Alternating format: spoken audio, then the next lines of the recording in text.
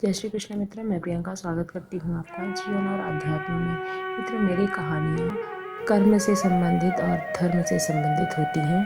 तो आज जो मैं कहानी लेके आई हूँ वो है एक बुढ़िया औरत की लाचारी और बुढ़िया और उसके बेटे के बारे में है। तो चलिए कहानी को सुनते हैं कि कहानी क्या है। पहाड़ की तराई में एक गांव है, नागपुर। उस गांव में एक बुढ़िया रहती थी। उसका एक पुत्र था जिसका विवाह उसने थोड़ी ही दूर बसे एक गांव में कर दिया था।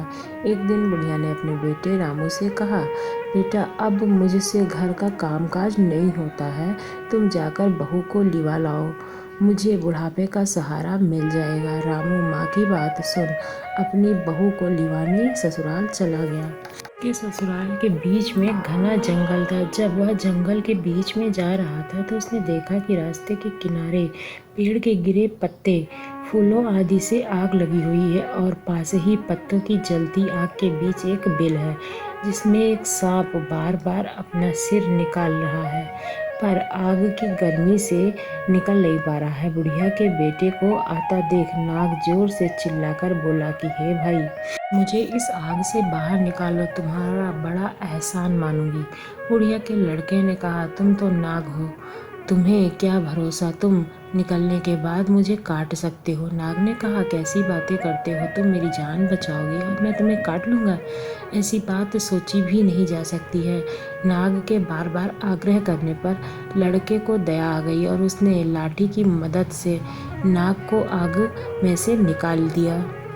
जैसे ही आग से बाहर आया उसने लड़के से कहा कि अब मैं तुम्हें काटूंगा। रामू हक्का बक्का रह गया। थरथराते हुए उसने कहा, लेकिन तुमने तो कहा था कि मैं पक्का वादा करता हूँ तुम्हें नहीं काटूंगा। नाग ने हंसते हुए कहा, अरे मूर्ख, यह कलयुग है, कहने और करने में जमीन आसमान का अंतर होता है। यहाँ भलाई का बदला बुराई है और यहाँ युग धर्म है। मैं तुम्हें काटूंगा, युग धर्म जरूर निभाऊंगा। लड़के ने कहा, यदि तुम्हें काटना ही है तो काट लो, पर मेरी तसल्ली तो करवा दो कि कलयुग का यही धर्म है। नाग ने लड़के की बात मान ली। लड़का नाग के साथ जंगल में चरती हुई एक गाय के पास गया। गाय को पूरी घटना सुनाकर बोला, गाय माता, तुम ही न्याय करो। गाय बोली, नाग ठीक कह रहा है, मुझे ही देखो, घास खाकर दूध देती हूँ, खेती के लिए बछड़े बैल देती हूँ, लेकिन मेरे बूढ़े होने पर आदमी मुझे कसाई के हवाले कर देता है, यही इस युग का न्याय है। नाग ने कहा, अब तो तसल्ली हो गई। लड़का गिड़गिड़ाया, किसी एक से और बात कर लेने दो, अगर उसने भी यही कहा तो मैं तुम्हें नहीं रोकूंगा। लड़के ने सामने एक पेड़ को देखा और उसे अपनी सारी कहानी कह सुनाई। तो पेड़ ने कहा, नाग ठीक कह रहा है, मैं आदमी को शीतल छाया मीठे फल देता हूँ, पर बदले में आदमी मुझे काटता है और आग में जला देता है। सुनकर लड़के ने नाग से कहा, मैं तुम्हारे काटने का विरोध नहीं करूँगा, लेकिन एक मेरी अंतिम इच्छा है कि मेरा विवाह हुआ है, मैंने अपनी पत्नी का मुंह ठीक से नहीं देखा है, तुम मुझे एक मौका दे दो, मैं अपनी पत्नी को देखकर वापस आ जाऊंगा, तब तुम मुझे काट लेना। नाग ने कहा, मंजूर है, पर पत्नी से कोई बात ना करना, 3 घंटे के भीतर लौट आना।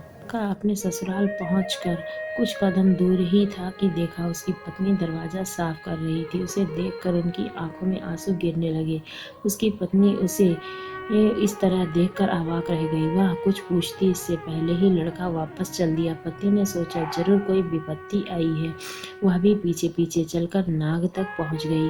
नाग ने फुंकारते हुए कहा, मैंने तो तुम्हें पत्नी से बात करने से मना किया था, इसको लेकर क्यों आए हो? इस पर उसकी पत्नी ने कहा, इन्होंने मुझसे बात नहीं की। यह बिना कुछ बोले वापस चल दिए तो मैं इनके पीछे चलकर आ गई। लड़के ने कहा, अब मैं तैयार हूँ, युग धर्म का निर्वाह करो। सांप लड़के को काटने को तैयार हुआ। तभी उसकी पत्नी ने कहा, थोड़ा रुक जाओ, तुम इन्हें काटने जा रहे हो, सिर्फ इतना बता दो कि इनके बाद मैं अपना गुजर कैसे करूंगी। नाग ने कहा, इसका इंतजाम है, इस बिल में 7 फेरे करके इसे खोदोगे तो तुम्हें सोने से भरे हुए 7 घड़े मिलेंगे, तुम्हारी जिंदगी आराम से गुजर हो जाएगी।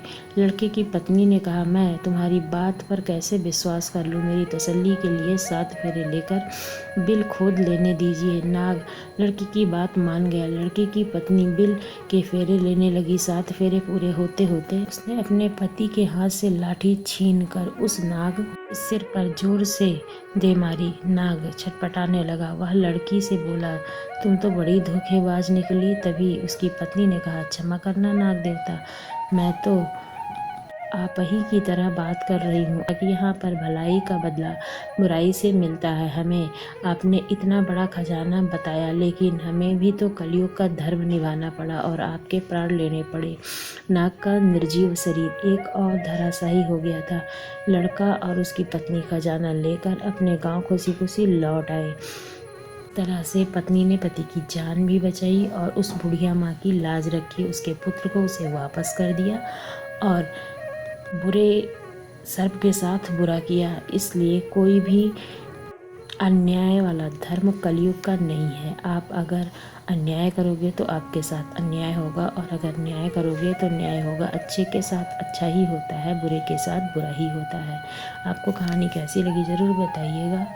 अगर अच्छी लगी हो तो हमारे चैनल को सब्सक्राइब करना ना भूलिएगा। धन्यवाद।